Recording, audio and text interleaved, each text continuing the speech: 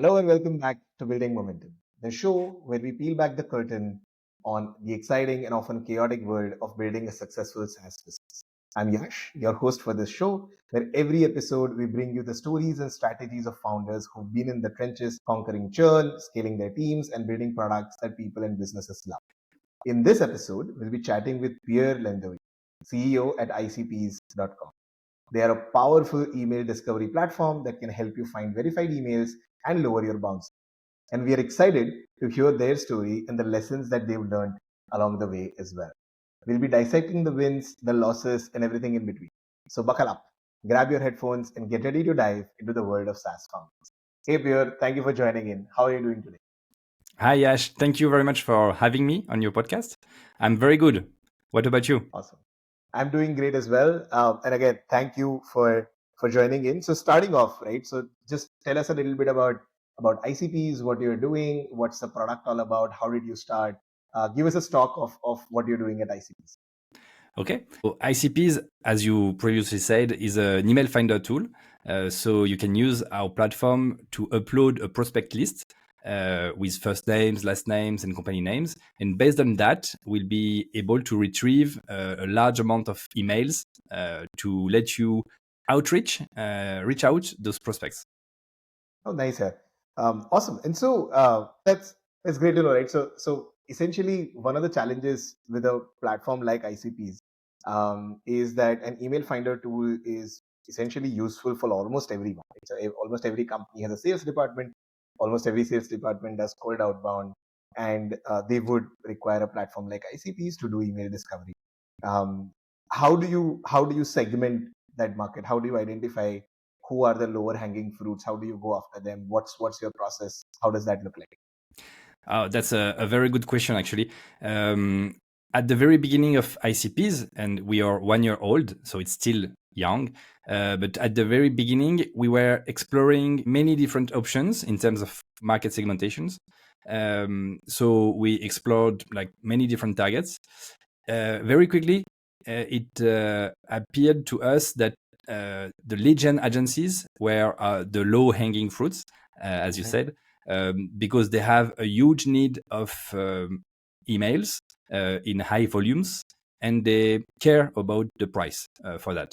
Yeah. So this is exactly what we offer, like very good quality emails, verified emails that don't bounce or bounce like very rarely at a very cost-effective price. So that's the first market segment which responded very well to our product. But there are also some other segments. For example, the startups who are just starting their cold outbound. They are looking for their stack of tools for that, and they care also about cost effectiveness, because as they are starting, they don't have like very huge budget, and Yeah. that's where ICPs is very good because we are very like budget friendly. Yeah. So yeah, those startups are an interesting segment too. But there are many other segments that respond more or less well, depending on the maturity of the company. So actually, we sell also to a large variety of customers in the end. Nice. Maybe I'm forgetting about one other segment which is actually very important to us. So I would like to mention that we also sell to sales platforms. Ah. So that's platforms that are actually sales tech products, and Mhm. they integrate ICPs into their own product using our API. Got it. For example, Got we it. work with Clay. You may have heard about Yeah. clay.com, Yeah. which is very trendy Yeah. these days. It's the We flavor of the also, season. Yeah. sorry? It is. Clay.com is the flavor of the season. I mean, almost everyone is Yeah, talking about clay. Yeah. exactly. So we are integrated by Clay, and we are integrated in their own internal waterfall as well. Mhm. We work also with other platforms like Lemlist, Captain Data, Uh-huh. like Growth Machine, and many other platforms. It's very interesting, right? So you have B2B2B, and Exactly. then you have B2B as well, right? And this question is actually really near to my heart, primarily because at ClientJoy also, we were always facing this conundrum because when we say that, so at ClientJoy was a CRM for agencies and freelancers, which got acquired earlier this year. And whenever we used to say to our marketing team or internal growth team that, hey, any agency can use the platform, it was equivalent to saying that if anything is for everyone, then you're essentially building nothing for no one, right? Because you don't know who to target and where to target and what are their interests, and how do you design cohorts and things like that as well. And I'll have a longer um, sort of question to this, because this also ties down to another question that our previous guest has had asked. So I'll be bringing this towards the end of the episode as well.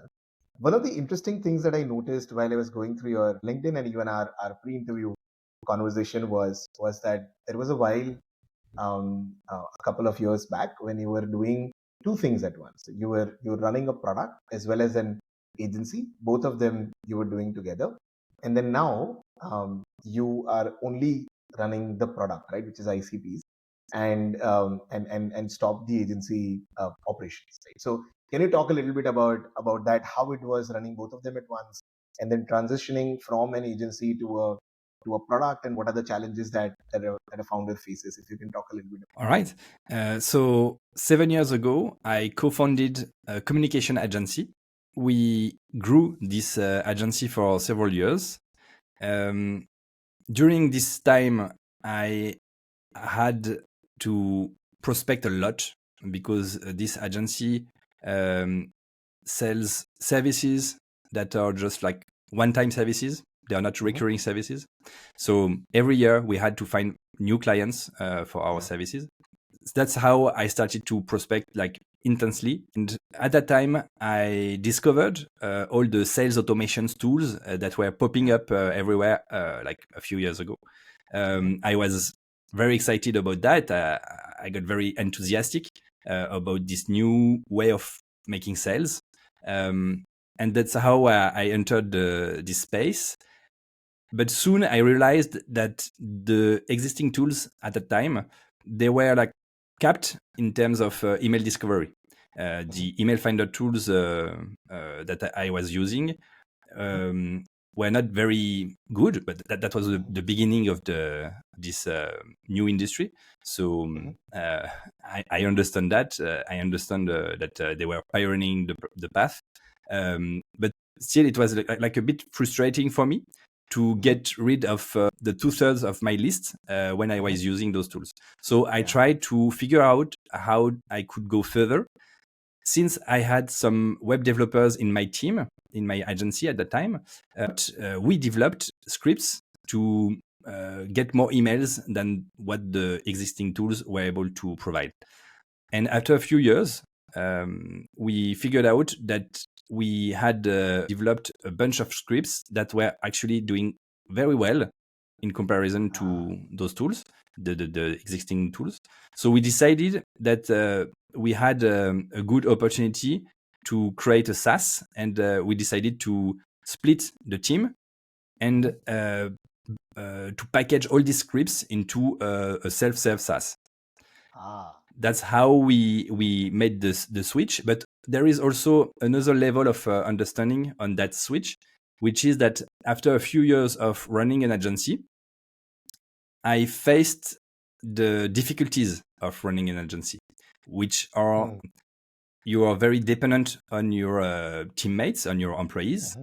It requires a large amount of management time. And also, especially because we are in the communication sector, we were like very dependent on the goodwill of our clients. By that, I mean that in 2020, as you remember, the whole world faced a huge crisis. And at that time, in France at least, the large companies we were working with, they decided to reduce significantly the budgets they had for communication, because communications is often perceived as a nice to have, but not like a core important service. So that's how we really experienced that we were heavily dependent on a few large enterprises. And so Those two things, dependency on human labor and also the dependency on a few clients, pushed me to embrace and look for a different business model where I would be more like product based. And this obviously answers my two challenges, because when you have a product, you work with robots mainly and not that much with human labor. And also you face a mass market, or at least a more like a more massive market than when you have just like 10 or 20 clients. So you're less dependent on your clients as well. And actually, this is what I truly enjoy now with ICPs, because those two advantages are really like very powerful in terms of peace of mind and in terms of revenue stability. Yeah, no, absolutely, I'm so glad you mentioned that, because it's a very similar journey for us as well, right? So if I were to try to summarize, I think what we're saying is that you identified or faced a problem with early stage email discovery platforms 6-7 years ago, maybe a little more, and then essentially on the side spend years and years with your team to build better scripts, to build scrapers, and it was not being done to eventually get to this point. You were happily running the agency, and then on the side you were doing this um, for a while, and then during COVID you essentially realized that the scripts that you have written are actually performing better than email discovery tools of the day.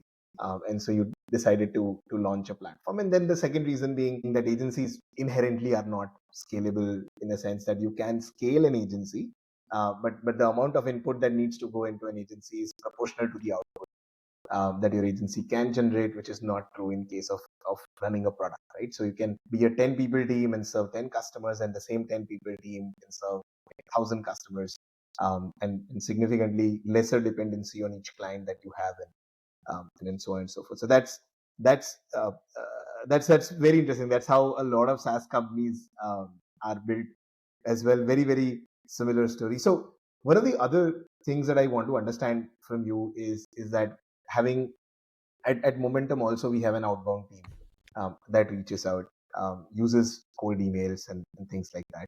And we've explored a host of other tools and platforms. One of the things that I found as a common theme amongst all the tools and platforms is that the marketing team, or the people who are writing copy for the homepage or the landing page, they promise the moon.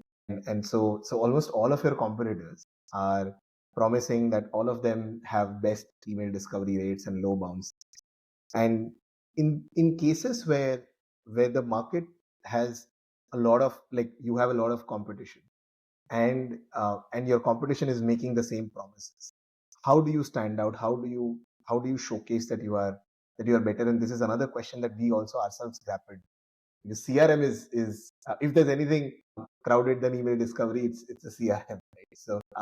So how do you handle that? How do you manage that? Okay, so by that, first of all, I must confess that my first idea on that topic was wrong.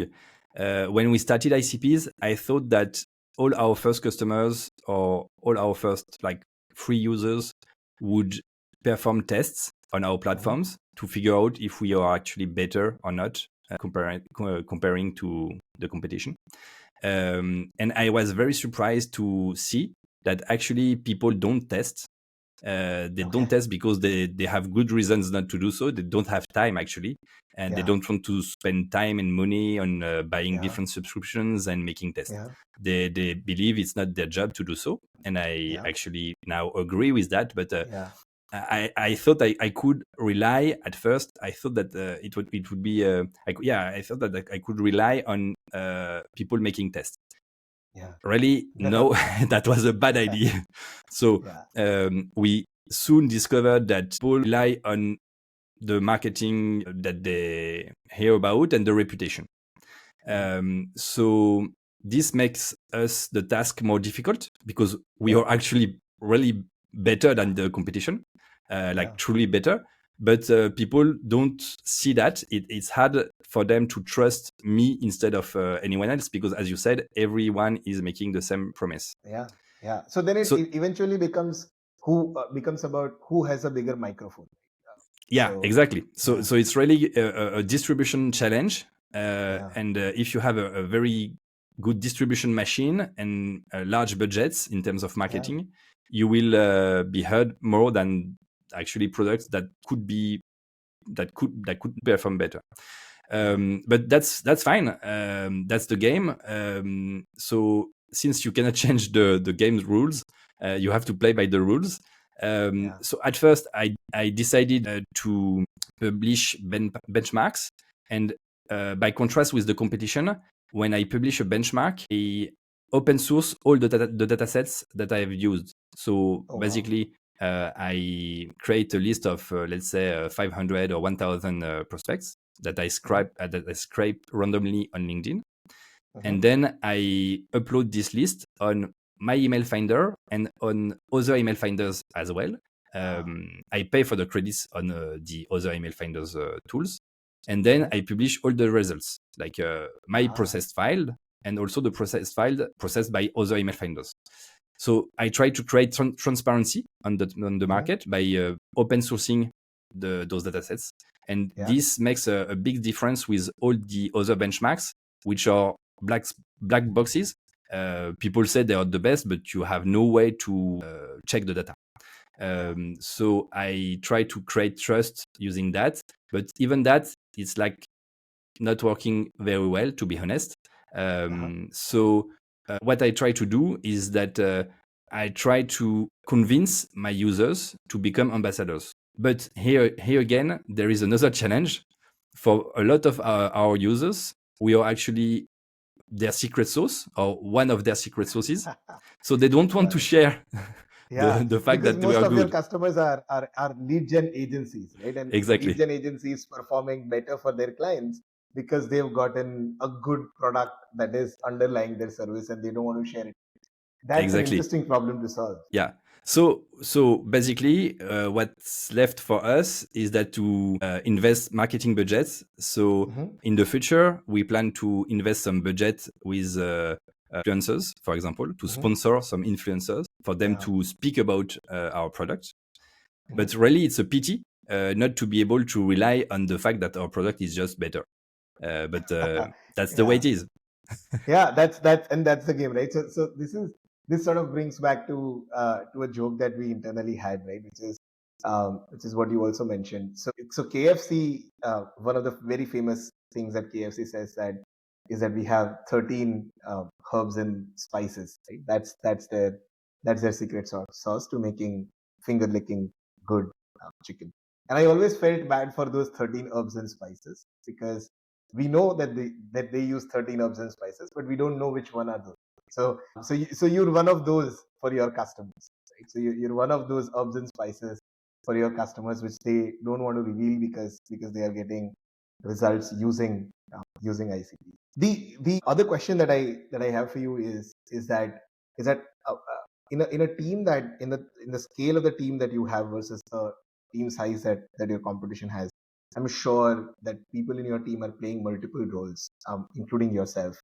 And and how do you look at prioritization? Right? So I'm sure that there is a person in your team who's doing some amount of customer support, some amount of copy for the website, some amount of testing for the product, and then and all of those things, right? So how do you prioritize what are the things that you should work on? How do you go about that? Um, I believe it's rather a weakness than a strength for us, Hmm. the skill of prioritization. So I'm not like a good role model for that. But basically, how we work about that is that we just try to. We are a very small team, so it makes things easier. But we try to just prioritize, having in mind two things: the long term. We favor the long term over the short term because Hmm. we believe we are here in that space for a long time. We play the long game. Hmm. Hmm. Not we don't want to make a coup. Yeah. Um, and the second thing is that we take very seriously into consideration revenue. So Okay. because we believe that revenue is an objective way to feel the market adherence, the market interest for our product. Mhm. Correct. So and also it's the fuel that you have in your own machine to keep your machine Yeah. running. Yeah. So when we hesitate between different tasks, we try to look at them in the light of both revenue and the long term. What's the best for the long term? Ah. Besides that, we have some rituals. For example, every day we have a daily meeting at the start Mhm. of the day. So at that time, everyone is sharing what he did yesterday, the day before, Uh-huh. and what he is gonna do for the day coming. Yeah, So like a daily stand-up or something. it's not standing. We are sitting, but yeah, it's this kind Sure. of ritual. Absolutely. Sure. Yeah. And that's actually a meeting where we discuss priorities, because Uh-huh. sometimes we understand that, for example, my CTO will work on this or that. And Mhm. for me, it's a good opportunity to question that, to challenge that, to make sure that's the best way to keep going. And he does the same with me as well. And we do the same with Got it. our junior people. Yeah. Got it. Interesting, yeah. And so this brings me to my last question, which is not actually my question, but a question that was asked by a previous guest. And that question is that at what point or what metric or what indications do you look for in your business or in any business, any SaaS product, where where you are able to differentiate between, hey, if this metric is not hit or if these things are not indicated, I need to niche down on my market, versus if this metric or these indications appear or occur, then I need to go wider on the market, which is identify similar adjacent to use cases and then address those points of the market as well.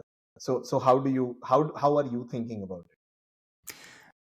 About niching down, for me, it's really a matter of acquisition, Mhm. not a matter of conversion, monetization, or retention. To my understanding, based on my experience, you have to niche down when you face difficulties in your customer acquisition, so at the top of your funnel. I would not consider niching down to solve the other problems or the other steps of the funnel I mentioned. Mhm. But obviously, if you face some difficulties to attract people and to get interest from people, you may be seen as too generic, Mhm. too like, yeah, not specifically designed for this segment of market. So Got that it. niching down could be a response to that. It's not the Mhm. only response you have to consider, because when you Sure. face customer acquisition problems, there are many other things to Yeah. consider. Yeah. You might think of, for example, trying different channels, Mhm. trying to work on your segment and channel fit Mhm. to improve your copywriting, etc. But niching down can be a part of the response for that. Got it. Got it. Yeah. Awesome. Interesting. As we have the tradition, thank you for answering that question. That question, by the way, was by Josiah, who's founder of My Marquee, who was there in the previous episode. And as tradition goes, Pierre, what's your question for the next guest that we have on this show? What's the question that you're battling with? Okay, I'm very interested in content creation. Mhm. So we are trying to improve our social presence on LinkedIn, for example, and YouTube Mhm. as well. So my question is, what are the best practices you would recommend to build a content creation machine Mhm. using the latest tools, AI, automation, Mhm. automated workflows, etc. Mhm. That's a point I'm very interested in, especially if you look at the blog posts. I feel that more and more people are smartly using AI to produce Mhm. blog posts, but Mhm. I I'm suspicious about how Google and the other search engines will handle that.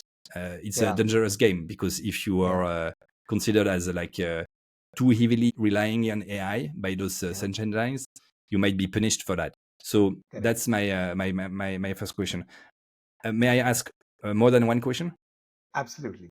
Okay. So another question that I would be very interested in discussing is about to what extent you must invest time in user research. When you build a product, you have to keep talking with your users to understand how you must conduct your roadmap, your product roadmap. What are the next features you must develop? How you should prioritize that. But it's an endless task. Actually, you can spend your whole life speaking to your users. So, what's the limit? How do you frame the time you will invest in user research? That's an interesting one as well. And I like, in my limited experience, there's no right answer to this, but there could be a couple of approaches that I will ask. We have our next guest will be recording with them in a couple of days, and I'll share with you what they have to say, and I'll share your answer with Josiah as well. With that, Pierre, we come towards the end of this conversation, and thank you for joining in. If you want to get yourself a platform that helps you discover more accurate email addresses at lower the cost to reduce your bounce rates, do check out ICPs. We'll be linking them in the description of wherever you are listening or watching this, or Spotify or YouTube Music or YouTube, wherever you are finding this episode. I would like to thank everyone for joining in, and with that, thank you, Pierre. You're very welcome. Thank you for having me, and I hope that this conversation will help some other founders. Absolutely. Bye. Bye.